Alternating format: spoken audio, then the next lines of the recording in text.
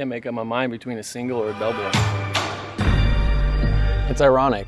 Some of our most terrifying, nerve-wracking, and even agonizing moments Let's go, baby. are immediately followed by our most peaceful moments. All it takes is a split second to divide the two.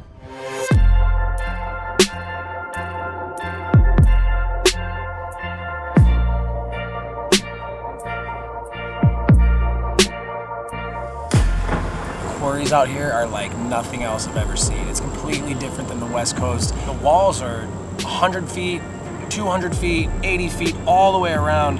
When someone hits that water, it sounds like a gunshot.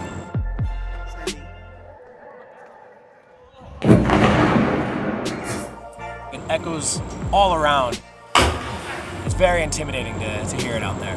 But Vermont really holds a special place in my heart. This quarry right here is where it all started. The year was 2015. I got invited by a lot of East Coast cliff jumpers to jump off a bunch of really cool quarries. So here we are at the same quarry 8 years later. It's funny, I even have the same shirt on. I had to go replicate that same shot. And I feel like it's a full circle moment. I'm going to attempt my highest flip at the place where it all started.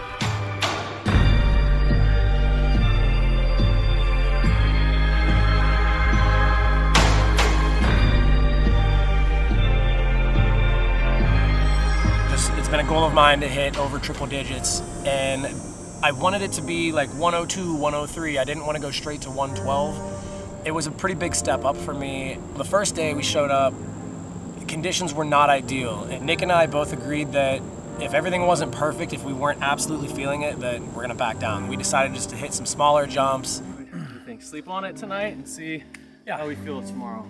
Let's sleep on it tonight, possibly hit the next level up, 85 or whatever, and then go from there.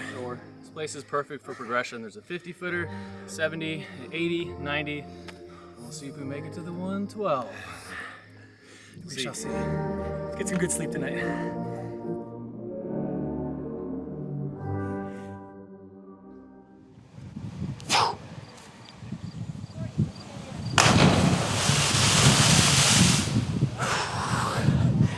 She's big. She's really big.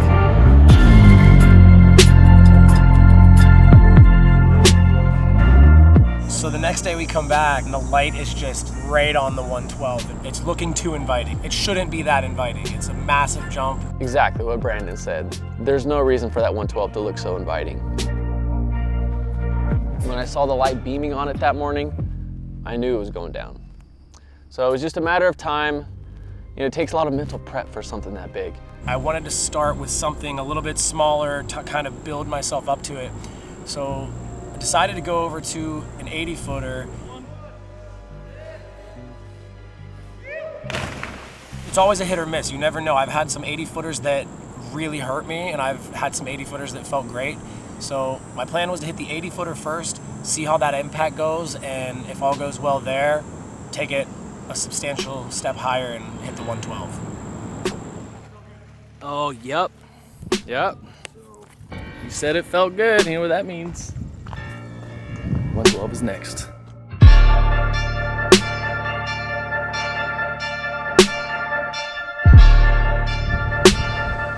I was honestly 50-50 if I was gonna do it or not. Nick was really motivating me because he was really feeling it. At this point, I don't know if wanting to backflip this so bad is healthy or not, but the most important part is I can completely envision stomping this backflip. Cliff jumping is really just a big mental battle with yourself. The quarries specifically are just a little bit more dangerous. It's flat, glassy water. The impacts are always harder.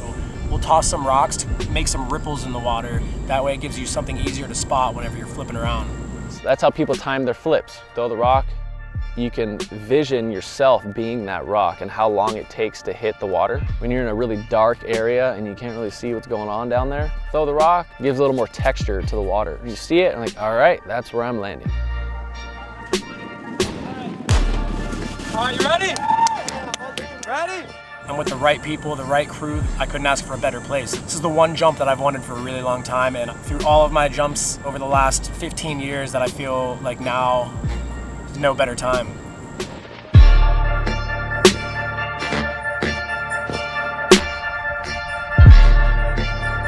Eyes on the prize, know what you're capable of, and when the time is right, send it.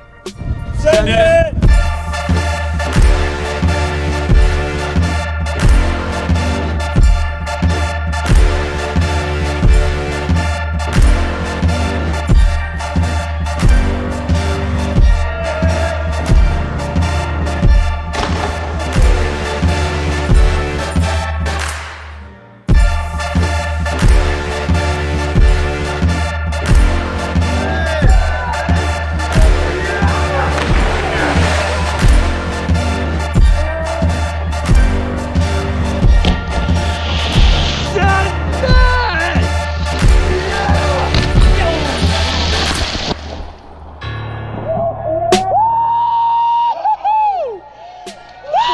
Yes, bro! Oh my God, dude. How the fuck do you feel?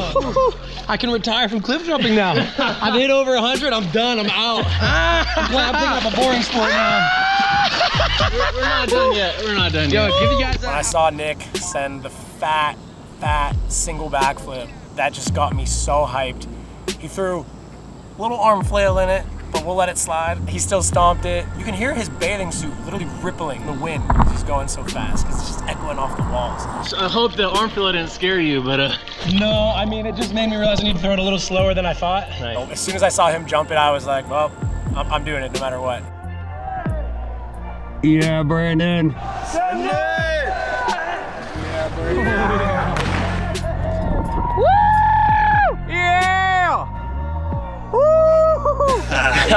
did you see those two arm flails? No, you guys disappeared out of the shot, and I was like, I mean, I'm maxed out. I think I maxed out the single. Like, yep, I found it. You only had one flail, right? Thought it was two. I think it might have just been one. We'll review the tape. I'm like, flail to bring it around, or to slow it down. Oh, because I thought it looked slow as fuck. Right? Yeah, honestly, I've never seen Brandon look so scared. I was down there. I was laughing like he's so scared right now. Thank you, dude. I would have never done that shit without you.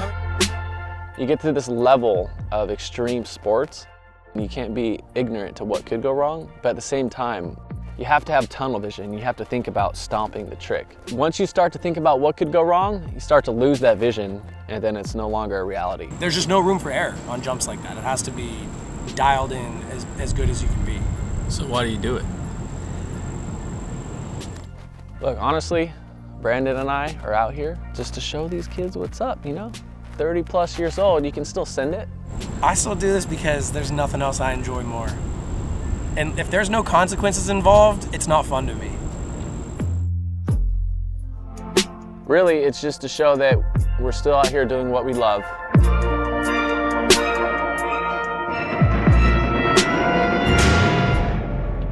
We would go on this trip, this crazy trip to Vermont. All these people were jumping really, really insane stuff. Up until this point, cliff jumping to me was just a random way to cool off on a hot summer day.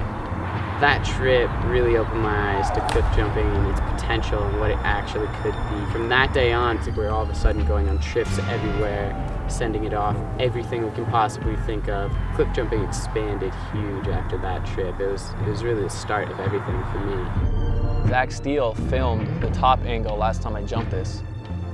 This time around, this jump's dedicated to you, Zach. This one's for Zach Steele.